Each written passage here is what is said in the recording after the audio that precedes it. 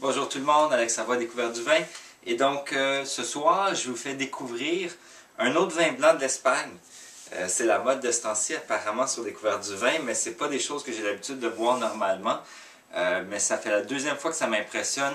Donc ça, j'ai ouvert ça hier soir. C'est le Barranc de los Closos, ou dels Closos, Mas Igneus blanc 2009. C'est principalement du grenache blanc et d'autres variétés qu'on connaît peu, un peu de muscat que vous allez connaître un peu. Donc, pourquoi j'ai acheté ce vin-là? La semaine passée, je vous ai fait une dégustation d'un des vins rouges de la même maison. Et quand je suis allé acheter ce vin-là à la SAQ, le conseiller m'a fortement recommandé d'essayer celui-ci. Ce que j'ai fait, j'ai bu ça hier soir avec escalope de veau, cordon bleu et avec sauce à la crème. Donc on penserait des fois escalope de veau, peut-être vin rouge. Ça aurait pu marcher avec un vin rouge assez doux, comme peut-être un pinot noir. Mais bon, j'avais envie de boire du blanc et c'était très bien. Je dirais que principalement le fait que j'avais sauce à la crème et que le veau, c'est une viande qui n'est pas très forte ou qui n'a pas un goût trop prononcé, c'était parfait. Et donc c'était délicieux. On va regoûter le vin ce soir tout seul parce que hier c'était avec le repas pour voir ce qu'on en pense. Donc tout de suite au nez, on a une explosion d'arômes qui me vient en tête. Je dirais que j'ai de l'ananas au nez. J'ai le fait qu'il y ait du muscat, même si c'est juste 3%, je pense que ça donne énormément d'arômes. Parce que d'après moi, ce que je sens, ça vient du muscat. Super charmeur comme nez. Là. Il y a un petit côté, on dirait que ça va être très sucré comme vin. Bon, je sais qu'il l'est un peu, mais le nez nous donne vraiment envie d'y goûter. C'est frais, c'est fruité, sucré un peu au nez. Maintenant, on va voir qu'est-ce que ça dit en bouche.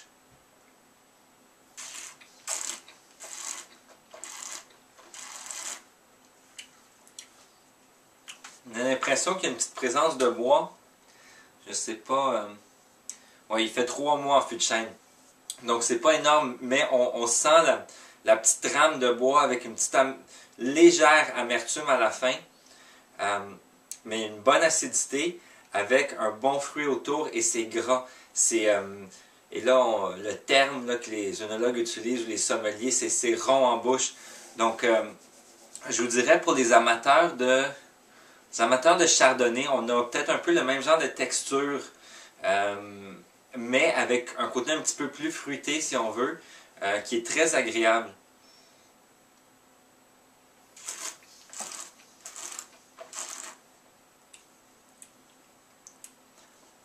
C'est ça. Ce vin-là combine bien la fraîcheur avec un vin qui est un peu plus rond, un peu plus gras, qui va bien aller avec un repas. Donc, je vous dirais parfait avec ce que j'ai mangé hier soir. Donc, une viande qui n'est pas trop relevée. Sauce à la crème en passant très bien avec du vin blanc. Un peu comme les fromages, contrairement à ce qu'on peut penser. La majorité des fromages vont mieux avec du vin blanc. Et donc, c'est un excellent vin. Clairement plus pour le repas que l'apéro. Je pense que ça pourrait plaire un petit peu à tout le monde parce qu'on a le côté des amateurs de chardonnay. On a peut-être ce côté-là de la texture avec un goût différent. Les amateurs de vins plus frais, des endroits plus nordiques, comme moi par exemple, aiment aussi beaucoup ce vin-là parce que les arômes sont super séducteurs au nez et on a quand même une bonne acidité. On n'a pas trop de lourdeur dans le vin. Donc, excellent vin passe-partout. Et puis, donnez-moi-en des nouvelles. Alex Savoie, Découverte du vin.